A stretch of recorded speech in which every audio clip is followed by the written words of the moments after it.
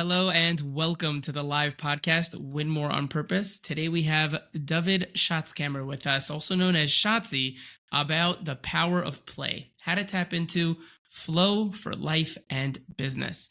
The agenda for those of you who are new, it's going to be a conversation between me and David. We're all here learning together.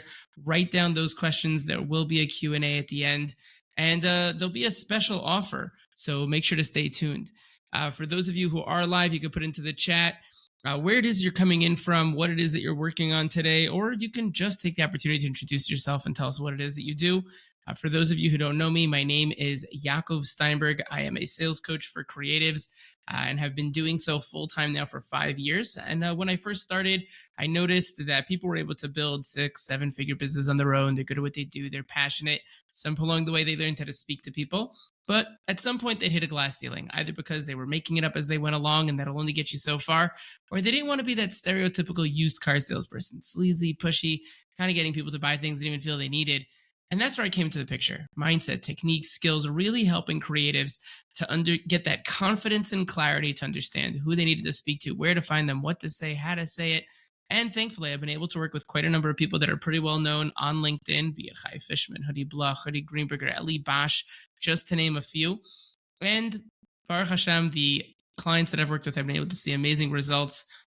6-7 figure realm have been able to even see 50% growth in 60 days of working with me. Those at the 100K realm, give or take, have been able to grow by even 150% within the first 60 to 90 days. And solopreneurs just starting out have even been able to see 240% growth in even 45 days. David, really excited to have you with us here today. Tell us a bit about yourself. Let's get the show on the road. Thanks so much, Yaacov. Yeah, for those who don't know, I'm actually a play therapist by trade. I work with kids and families. I also do some startup consulting in the startup world and people who want to start up a business. And I've also done business development for a healthcare sector. Yeah, David is doing amazing things in the bitachon space as well as in helping people find jobs. It's really amazing all the different things that you're involved in. And I'm really excited to get into today's conversation because when I think of play, and you and I had this, conversation, a lot of people misunderstand what we mean when we say the power of play. So tell us a little bit about what do we actually mean when we say play, and why do most adults misunderstand? I think most people think of play like I have to physically do something. Like I have to there is a concept of that, but for me, it takes more of an attitude of being play, like a playfulness, a playful approach, a play being, because when you see kids play, they're very present, they're very full and focused, they're very authentic. They don't care what you think, they don't care how you say things. They want something, they're going to ask, they're going to say, they're going to fetch, they're going to say what's on their mind any given time. They have no like busha or any self-narrative about what other people think or be, For sure. And they're I think very like in the moment, like they're very like whatever they're doing, like they don't care. Like if I'm doing this, there's nothing else that could get my attention from other places. There's no like phone beeping. Like I'm playing, I'm doing what I got to do. I don't care what other things going on. Like this is where I'm at. Yeah, and I think an easy way for myself even to remember that, like when I hear that explanation, I automatically think back to the days when I would go and play basketball or whatever it was, go and play with my friends outside of the house, and all of a sudden we're like, oh my gosh, it's dark, we need to get home, right? Like, because we totally lose track of time when we're in that mode of play, right? When we're fully focused on what we're doing and we are locked in, we're not paying attention to how time is passing. We don't have other responsibilities that are on our minds. When we're children, there are no responsibilities, right? Mom said be home at 6. Okay, whatever. And we'll try to pay attention to that. Some of us were more responsible than others, perhaps. But ultimately, at the end of the day, it was about what we were doing in that moment. And we're not focused on the other things around us. And I think that it's not a separate thing. Other things in play, it's go hand in hand. Shouldn't be different. But that's what happens. Amazing. So why do you feel that, we now know a little bit more about what we mean by play, as well as why so many people misunderstand it. But why does true play, what does true play feel like? And how can we recognize when we're in the flow? We recognize it when we're fully focused, fully present in whatever we're doing. There's no like phone beeping. There's no people calling you. There's no multitasking. People think they can multitask, but you're really not because you're just not focused. You're very stressed. You're all over the place. Like if you're feeling like, imagine you're playing basketball, right? You're not thinking about anything else besides playing basketball. Right. You're in that moment playing basketball. The time when you start feeling, stress, anxiety, then you're not really feeling it because you're just reacting to the situation, both in business and personal. So a great example of that would be if I know that I need to call somebody at a certain time and it's in the middle of when I'm supposed to be playing my game. Um, so then I'm not going to be I'm not going to be playing the Right, game because right, I'm focused on the fact that I got to keep looking at my watch, which is why every couple of minutes I'm focused on like, oh, what time is it? What time is it? I got to make that phone call, right. So, right? As opposed to when I'm fully focused on that game, I'm not even going to remember that there was such a thing as a phone call. right. So for me, one thing that works, if I'm like doing something and I know I have to get something done later, I don't have to set an alarm clock for me. So I don't have to think about it. Okay, at that time when it beeps, okay, I gotta like now change whatever I'm doing. Right. So whatever I'm doing now whatever I'm supposed to be doing later doesn't affect now. Got it. Right? In other words, it's more of a state of being. Yeah, And if I need something to distract me from that state of being, let it be something like an alarm, something that's going to break that attention that I'm currently in, as opposed to constantly being busy. I think that's a good way of putting it, right? Because when we're busy, we've got a lot of things going on. We have a lot of things that we need to remember.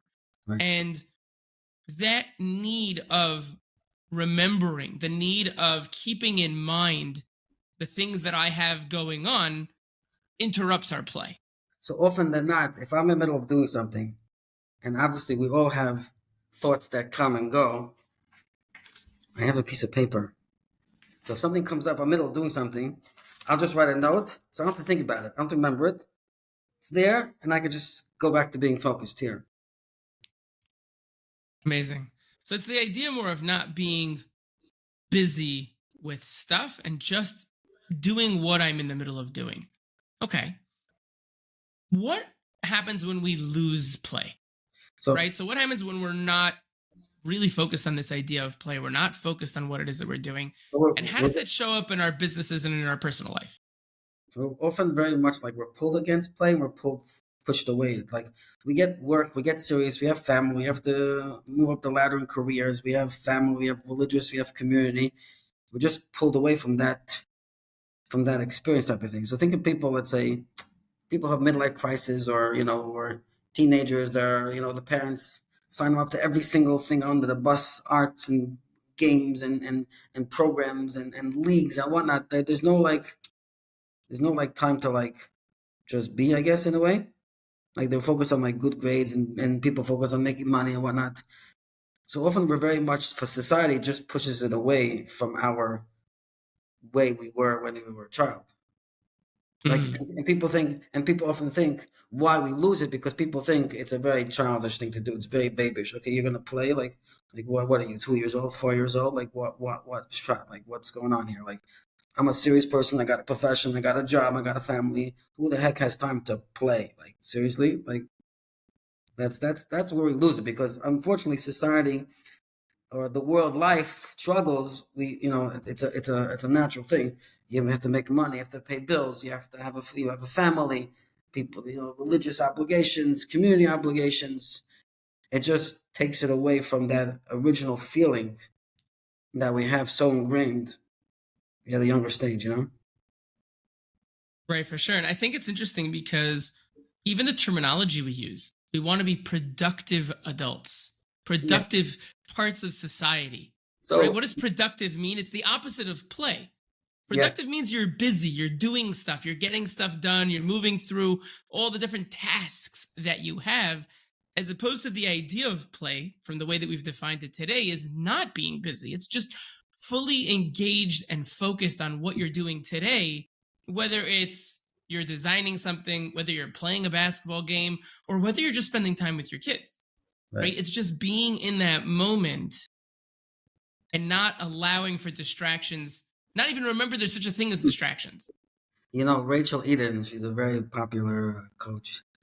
I worked with her a little bit, and she put a terminology for me, which I also saw also somewhere else. It says your purposelessness. There's no, Ooh, I and love it's that. not, it's right on the money. There's really like it just there's no purpose what you're doing. Play is just you just do it. You just go with it. There's no purpose to why you. I'm just doing it because I want to have fun doing it. You know, like I even love that. even coming here today, it's just doing it. Why would I do it? I have no idea why would I do it because this is like a little bit out of my comfort zone, but it's in a way playful for me. Like let's just go. Let's just we'll figure it out. You know, like we'll go with it. You know. And see what happens. Yeah, for sure. And I think the opposite of, how it plays a role in our personal and our business lives boils down to stress and burnout and decision fatigue, because when we're not focused on play, we're focused on all these other things that we need to be doing. And ultimately, at the end of the day, we get stressed out. What are we stressed about? We're stressed about the fact that, oh, I have a meeting in another 5 minutes. I better finish this meeting, right? Or, oh my goodness, I need to make sure that I got to take care of that responsibility. So, right, that's where stress comes from. It's from that constant being on top of ourselves, that I have responsibility. I have to figure it out. I have to do this. I have to do that. There's just a short example. In my office, one of my offices I work, the toilet was broken, Mm-hmm. and I don't fix anything, let alone a light bulb. Okay, I Okay. don't do anything. I needed to use the bathroom, and if I used the bathroom, it would probably be stinking up the place. Right. But it wasn't working, and it's the only bathroom. Oh gosh. Yeah. So, and I'm not nowhere near a plumbing or whatever. No clue from a light bulb. I opened the thing, and I'm just like patching with it, like I'm literally playing with the Right. picking it up. I have no idea what the hell I'm doing. I'm literally just playing with the toilet, you know, Right. picking it up, putting the other thing in, lifting it up, pushing it down. I put it back on. It works. It works. It's like So that example you told me when we talked about how, what are we going to speak about today? And you told me about the thermostat in your office. yeah, the same idea. Like Same idea. there's like a Nest thermostat. I don't know what it was. I'm freezing cold, and I'm the only one in the office, and I got to figure out how to use this. And I'm not a technology type of guy, so I'm like, okay, whatever. It was cold. I'm like, okay, so I'm gonna like just patch with it. I'm gonna play with it. I'm literally gonna play with it. I turned it, I pushed it, I looked on the side if there's any buttons on it. I put. Then once I was playing with it, I figured out how to use it, and that's the Right. whole value of play because you could teach yourself problem solving because you're not getting stuck on how to figure it out. What do I need to do? What's going wrong? You're not even thinking anything. You're just literally playing with it like a toy. And So through the playing, you could figure things out. You could problem solve, just like I did with the Nest, just like I figured with the toilet. I'm not even someone who's anything near a plumber or anything like that. I was just literally playing with it. meaning it's not even the difference between problem solving and solution focused. It's just going through the process of being involved. Yeah, and being just like focused, like present. Like, okay, I don't know, I'm just gonna go with it. Like, I don't know, press buttons, see what happens. Purposelessness, like whatever. I don't know how to use it. Let's go with it. That's the value in business also because then you could problem solve things much more available because you have more brain space. So then I get stuck with like stupidity and nonsense and stress and things going wrong. You have this kind of mindset, it'll be easier for you. Right. So I guess the question that I would then come up is, why do we resist this idea of play so much? Because a lot of people think it's babyish, it's childish. Like, what do I need to like? How's this going to help me? Where's the ROI on the on play? Everybody in business ROI. That's the big three-letter words. Return Right. on investment. Anything you do, return on investment. Is there any return on investment that you could pinpoint on play? Not necessarily. Does it make any food? Does it make any money? You'd No. be happier. You could be happy, but you could the ROI is seen in other areas of that you come to, Right.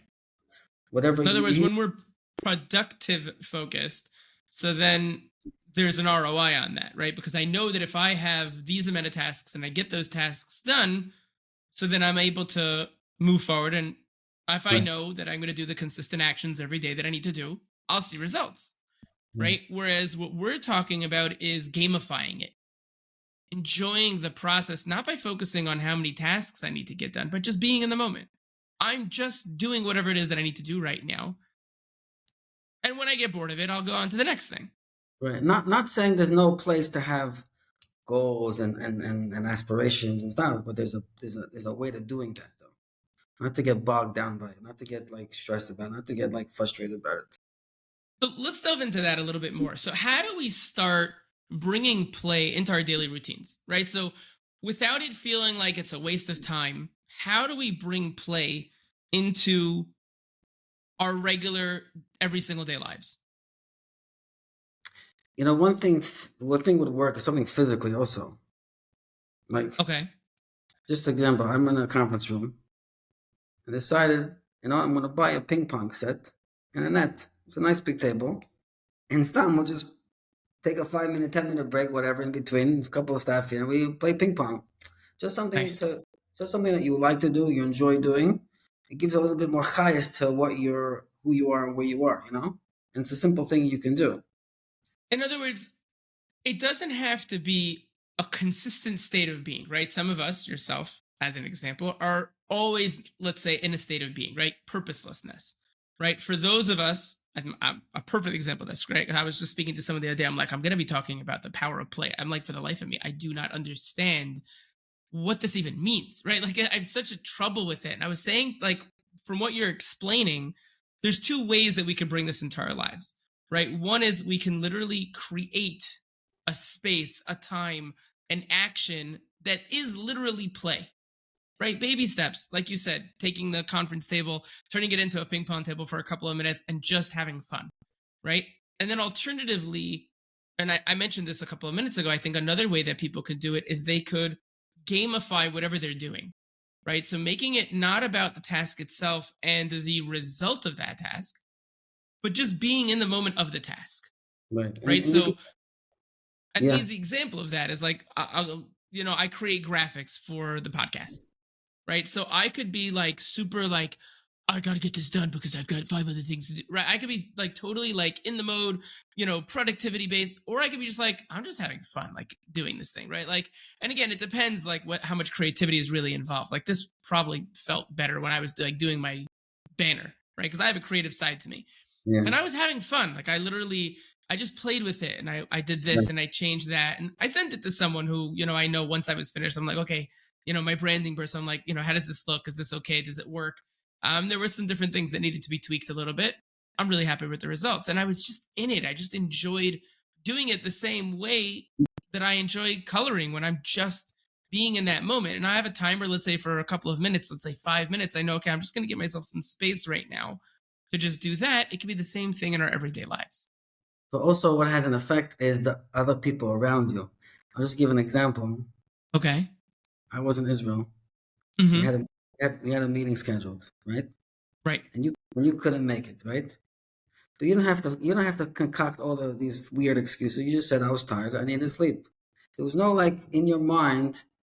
I had to figure out, okay, how to do it. What's he gonna say? What's he gonna think? Because you knew already, from my perspective, this is how I am. There was Operate. no, Right. there was no way that you had to concoct and come up with all different excuses. I'm tired. I didn't sleep. I need to go to sleep, and that was it. And you were just chilled, and I was chilled about it. So it has Right. that effect where people around you could relate to you better. Don't have to like make believe or be on inauthentic. They could just be like matter of fact. This is what it is. I missed the call, whatever. I was late or the bus. Listen, it was what it is. Like So it has that Right. effect also where people around you and people that you work with and even your family could like they get you. You're on the same wavelength. Like you're in a choreographic dance. There was no ill feelings. We rescheduled. We had a phone call. It was like next. Like okay, the tower came down. We built it again. Okay, let's have some. Right. And there was no on your end either. There was no like agmas nefesh. There's no stress. Okay, listen, I was tired. I couldn't make it. Okay, fine. So Right. And I think I'm going to take an interesting twist that I wasn't even thinking about for the podcast, but I think that it plays a very big role, something that you're very involved in, which is the concept of bitachon, right? The concept of, right, there's hishtadlus, which is effort, and there's bitachon, which is faith, but the practical application of it, right, right? Everyday life. And I think that play has a really big connection with bitachon itself as a concept, meaning when we're in that mode of play, there's no necessity to be stressed out because we're just involved. We're just doing. We're not focused on the other things that need to get done. Right. And it's the same idea when it comes down to bitachon. When we realize that he with a capital H is the one running the show, and ultimately everything is going to come through the way that he wants it to. So then again, we're also able to just go through the motions. Right. I had an experience today that totally threw me for a loop because I wasn't in that play. Right. Whereas opposed to, I would like to believe that if I was more in that mode of just being in the moment, something came up, this guy said something, and I would have just been more flexible with it, more ready to just move with the flow. I've been like, okay, want to tell me a little bit more about what's going on? Right. It's much more laid back. It's much less reactionary. And it's much more just moving with it and seeing where it takes us. You're responding and not reacting. Right. Right. I think that's a very powerful point. What are some of the biggest myths around the concept of play? Right. So I'll even start with myself. We spoke about this earlier. People think that it's lazy, it's not productive. What are some of the other things that that people are making mistakes about when it comes to this concept? Waste of time. It's why am I doing it? Like, I have to be productive. I have things I gotta get done. Like, what's the point of doing this? Like, it's gonna be a waste. It's gonna be a waste. Like, people don't want to waste time. Very much. Why am I like? What's the point of doing? Like, how is this gonna help me? Or it's gonna. What's all this have to do with it? Like, and it's not something also that's separate from what you're doing. People think it's a separate thing. Okay, I gotta go out. I gotta go bowling in order to do. I gotta go somewhere big. Right. I gotta go to like Disneyland, or I gotta go on a 6-day vacation in Guatemala to have that play experience. You could bring that here. You can have that here. You don't have to necessarily go somewhere like extravagant. It doesn't have to be big and mighty and all that jazz you want to call it to have that experience. Like, it's just you could have a simple thing like playing ping pong on a conference room board. Right. And I think this conversation itself is a great example of that, right? Like, my mind goes back to my days as a salesperson when I was doing cold calling, right? And when I speak about gamifying the process, right, it's just like enjoying the conversations, right?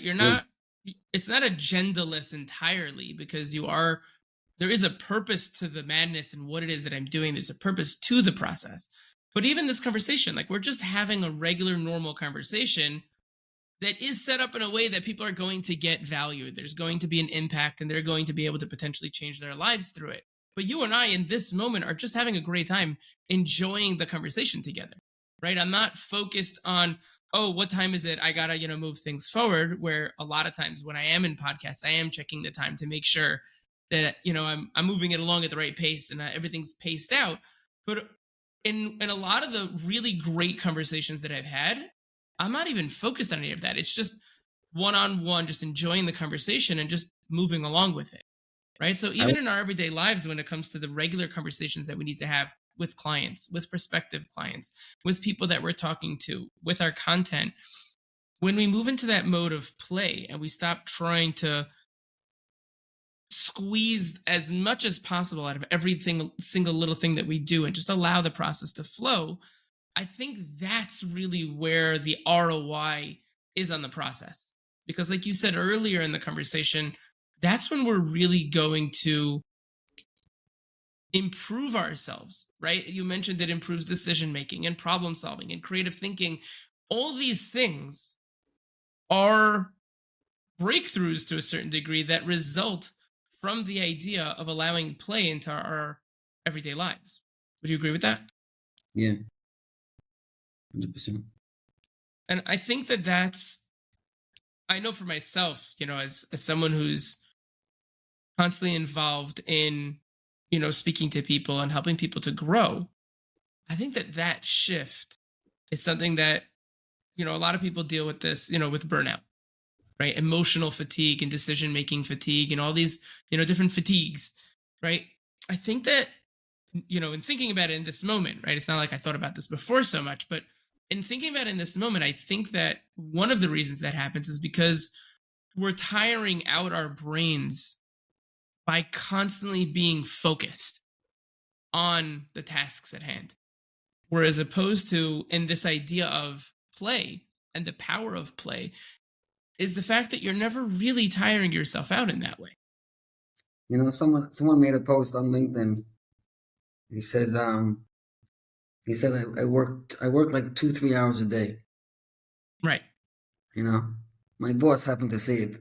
He showed it to me. He was smiling. He gets what he gets what what he was talking about. But you're not really working. You're not really tied down. Like whatever Right. you're doing, you're having the fun, excitement. You're going with it. You improvise. Something goes wrong. Okay, so how we could reassess? Because you're not getting stuck on it. It's things go wrong in business. It happens all the time. All the time. But when you get stuck on it and you get frustrated on it and blaming people, like then you can't really shift. You can't pivot. You can't maneuver. You can't fix it because you're just so stuck on what went wrong. Right. When you take a 3-year-old kid, he's building building a tower up, and it falls down. What does he do? He builds it up again. Falls down again. What does he do again? He builds it up again. But when it falls down, he's having fun when it falls down. He's not getting Yeah, they're stuck. screaming. They're like, it fell down. Exactly. So they're building up again, they're doing it better, and they're having fun when it falls down. They're not getting tied down to it. They're just figuring it out. Yeah, it's a whole different way of going about it. So let's get a little bit more practical again with it. Right there. There's a perfect example of why we need this conversation for myself. How do entrepreneurs and business owners use play to reduce their stress? Right. So they want to make better choices. And we're saying that play is a great way of doing that. What are some of the tactical shifts, let's say, that they should be doing um, that play will play a role in helping them to have an easier time? Well, they can access that more of that play. A few things. One, distractions also, like your phone or meetings, or if you're in a business meeting or lunch, put it on silent. I mean, it just has to go. Even my phone now is on silent. I mean, God knows what's going on there. Same. But put it on silent. If you need something to help you in terms of you want to stay focused, get a pen and paper and write something down. So you don't forget about things. Right. One other thing, when everybody has a memory, just like you did when you said you used to play basketball. You remember when you were younger, right? Those are kind of things that I would probably want to ask someone. What did you do when you were 4, 5, 6, 7? Like, what did you have fun doing? Take that experience and that feeling and bring that into your day-to-day life, day-to-day activities. Like if you like Mm, building, then remember what that like building something and having that feeling of building, whether it's building your company or building something else, just apply that same experience to whatever you're doing now. Like you had fun doing that. Everybody has their own play history, you want to call it. People like doing things. I like playing baseball. I like building. I like playing marbles. Everybody has their own way of playing when they were younger. Hopefully people, normal development kids play. We all played something. It's a natural thing God created us to do is play. There's no specific. fascinating.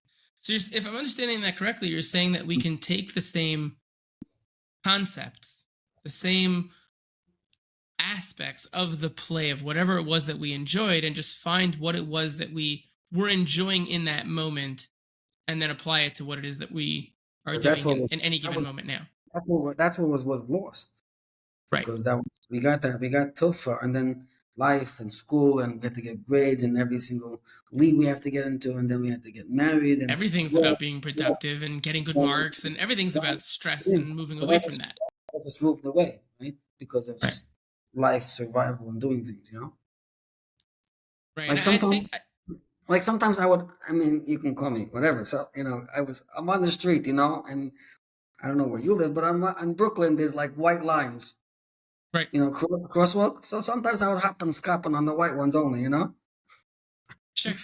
Just a little playful type of thing to add to your daily activities. Right. And I think another part of it, another thing that I found can really help when I'm really focused and I'm in that flow is delaying reactions, right? When we're in that play, like you said, it's reducing distractions, it's focusing and deep work, and it's really reducing or delaying, I should say. It's Yeah, delaying the reactions when people say things or they do things. Right? It's because we make the biggest mistakes a lot of the time when we're straight fire, right? Someone says something and right away we jump on it. because we're not listening really. People are not necessarily not really listening the best of their ability to listen to whatever's going on around them. They're just reacting to whatever's happening. Right. So delayed reaction, definitely, just like, okay, take it in, process it, think about it, put it on paper, and then approach it. It doesn't have to be like the world's not coming to an end. Like Right. you could have time, even if it's an hour, 24 hours, or 48 hours. You'll get it done. So from your experience, have you been able to see other successful people and businesses structure play into their workflow?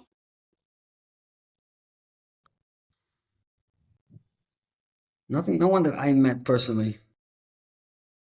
People ask Okay, me to, so like, you know, right.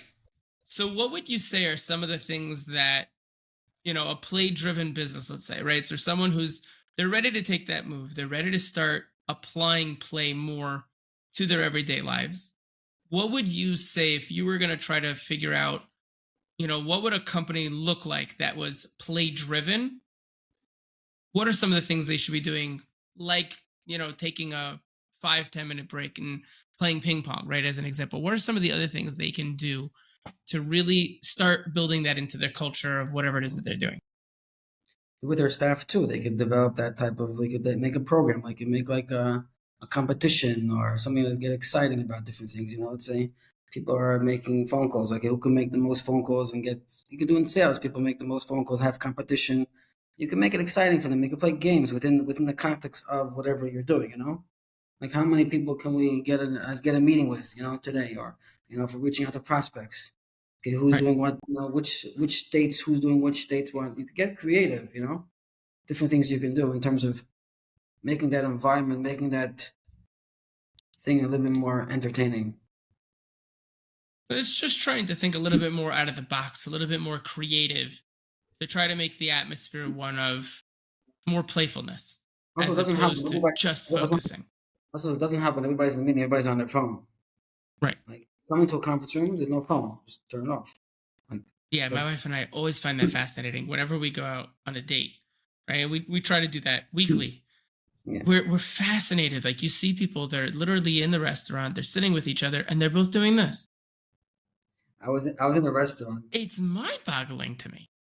I was in Right a now, restaurant. myself personally, I mean, think about it for a second. Like this is my phone, right? I don't my smartphone stays in my office, right? I have a smartphone, it stays in my office. I leave my office, I don't carry it around with me anymore. Right? And that's one of the ways I'm able to be, I guess that's kind of where the play comes into my world, right? I go home, I'm actually able to focus and be with my kids because I don't have work, coming and being in that space, right? My phone is consistently on vibrate, right? My phone is almost never on actual Right. general or loud. It's like non-existent, and it never used to be that way for me. Whereas today, I don't want it jumping into my life. Right. Right? I'm not interested in that because I want to be able to focus and actually be able to be involved in what I'm doing. And when I have those vibrations from a smartphone, every ding and there are so many groups and conversations they're always going on, right? Right. Well, There's always something else to look at. And if we allow those things to constantly be in our lives, then that's what's running our life, not us running it. like let's say, let's just an example, like a group. If you're on a group, a WhatsApp group, archive it. You'll go to it when you need to look at it, or whatever it may be. Like Right. I my have friend, them all on mute. my friend of mine is like, he's on a group. So basketball. So I also play basketball here and there. So I'm on a group of basketball. We meet up once a Shabbos, whatever.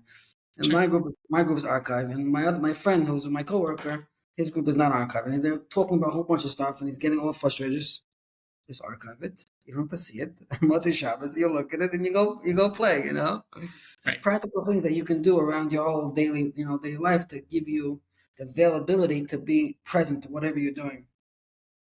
Right. And it's fascinating. I mean, for me, pretty much every group that I'm in is muted. Right now, I might look at them daily, right? Sometimes just to clear it, just so that I don't have 150 million messages, Yeah. piling up.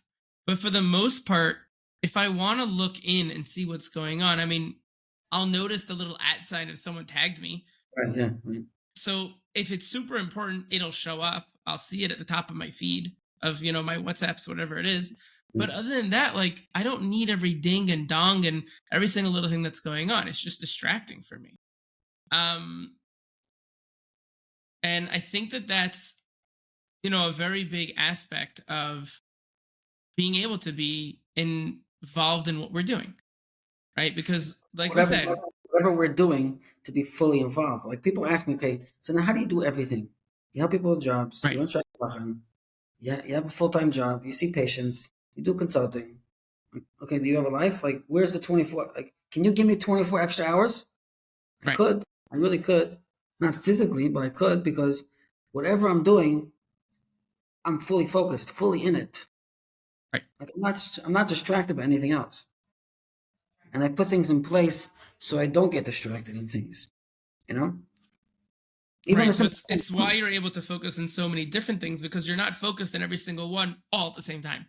You're And well, focused on them at individual times during the day, but then you're fully focused on that one thing during that time period. right, but I also put things into place where it allows me to fully have that ability to stay fully present, fully focused to whatever I'm doing. Even now, I turn my phone off. I made up a sign that says, please do not enter in meeting on my door so no one Right. bothers me. So I put things in place where I know I don't have to worry about everything else because I took care of that. I don't have to see Right. anything, I don't have to look anything. You understand? Mm-hmm. Nothing's distracting me. I'm like here and now with you. And I put things Right. in place where I know I can be fully present here, fully focused. So if you need to put up signs on your door, please not disturb, and I'm working on this from the, so you need to turn on your phone, you need to take a walk, we'll take a walk outside. You Right. And know? a lot of times it's also setting up. I do this a lot with my clients. Like a lot of them, their calendars are running their lives as opposed to them running their calendars. Right. And a lot of times that happens just because their calendars are fully open and people can book whenever they want. Right. On my own specific calendar, there are times that I have set aside that people can take time on it. Right. It's not fully open.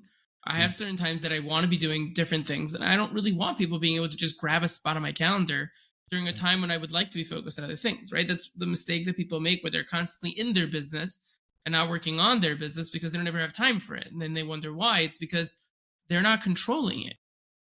Right. And a lot of times, I mean, creatives make this mistake all the time. Tell me if you can relate to this, where they're constantly just doing the next project or whatever it is. And I constantly say to people, I have a client that I'm working with this on right now, which is the idea of, do they need it today? No. Okay. So when do they need it by? And a lot of times that comes down to the ability to start creating a waiting period, a wait list where all of a sudden I've had clients that they were always all over the place. Everything's a mess, they say. Right. And all of a sudden, a couple of months later, they're like, wow, nothing's a mess anymore. And I have a waiting period of 3 months. Right. How did that happen? Well, it happened because you realize that when you're doing whatever it is you're doing, you can't afford to have everything going off every 5 seconds. Understand the amount of time you need to take care of whatever it is. Schedule the time appropriately in your calendar. Understand your calendar. Understand your ability to work with it, and then schedule it out. And now you can understand, okay, how many projects can I really do in a month? How do I schedule them out? Okay, I've now scheduled 4 projects for this month. Check. Now we can focus on next month. Right? That's you using your calendar as opposed to it using you. And going back to the point, when you're able to do that, you're able to fully focus on everything that you need to in that given time, right? So for you on your calendar, we have a podcast between 2 and 3. That's fully booked out. Nothing else is going to get involved in your calendar in your way during that time. Before, after, you might be with play, you might be in consulting, recruiting, whatever it might be, but that's scheduled in as well. And Yes. therefore, in each thing that you have scheduled, you're fully able to focus on those individual pieces. Also, you're not thinking about something else while you're doing whatever you're doing. You're not worrying about something else. You're not thinking, what should I do about that? You're not thinking, okay, I got a meeting at 4 o'clock here. What am I going to do to prepare for that? Because then it's just going to take you away from here and from there. Right. You won't be as productive, famous word, as you would like to be because you're just too occupied. You know? Beautiful. Beautiful. So I guess in wrapping it up, if someone's going to only be able to, we want everyone to be able to start, with one thing today to bring more play into their life if that's what they're looking to do.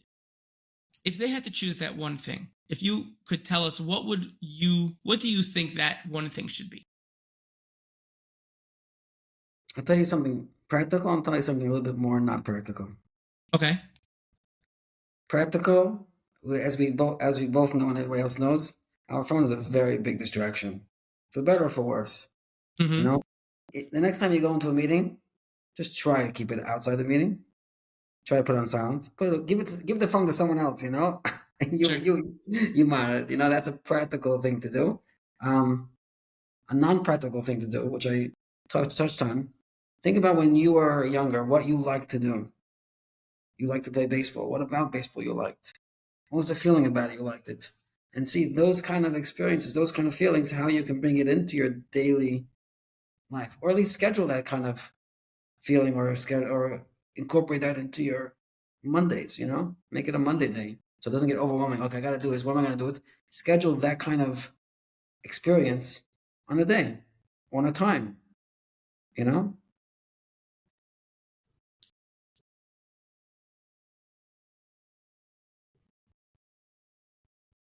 Schedule a time to bring it into your life. Well, I really think that's fantastic. And I would also add, just coming out of this conversation, I think understanding what that simplest action that we can do right now, right? What is that simplest thing that any individual can think about is start with just thinking, right? Like you said, start with understanding what is it that you like? What is it that brings you joy outside of what you do from a work perspective? And then try to schedule a couple of minutes to do that every single day. 5 minutes, right? Yeah. You like to color, spend 5 minutes coloring, right? At the beginning of your day, right? Just starting off, I think your day in that mindset of play sets you up in a much better way. Just coming out of this conversation, Yeah. right? That wasn't something I had planned in advance. Okay, awesome. And this was absolutely fantastic. Really, really appreciated the conversation. Exactly. I always point out to people, coming out of these meetings, coming out of these podcasts, I have a page of notes. And I know that if I were to try to put everything into play all at once, then I'd probably break my nose. It wouldn't be pretty. So I always try to remind everyone at the end of these podcasts, take one thing, right? Like we said at the end of this podcast today, that's one place to start, but choose one thing that really spoke to you today and apply that to your life. And then move on to that next one thing, right? Baby steps get us that much farther ahead. I mentioned at the beginning of the podcast that we had a special offer at the end. David, tell us a little bit about how people can reach out to you and, the different ideas that you had and, what they might want to talk to you about. People can reach me on LinkedIn. They can check me up. My name is David Schatzkamer.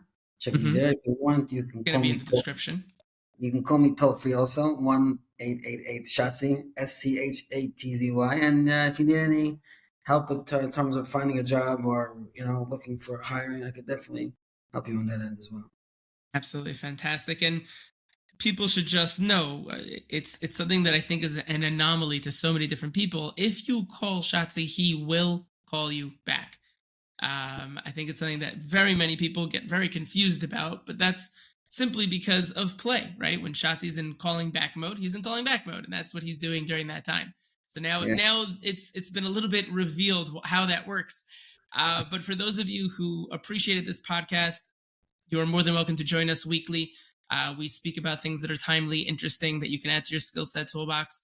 And if you loved this podcast or you had any questions for yourself, you wanted to talk about your sales game and potentially taking it to the next level, you can feel free to reach out to me. My contact information will as well be in the description. They do move quickly, so grab them while you can. But David, really had an amazing time having this conversation with you. So thank you so much for joining us. And yeah, I'm looking forward to our continued conversations outside of Sounds the podcast. That's for sure. sounds good, Yaakov. Thanks so much. Amazing. Absolutely. And to everyone else who's here listening, thank you so much for joining us. And until next week, an amazing rest of your day.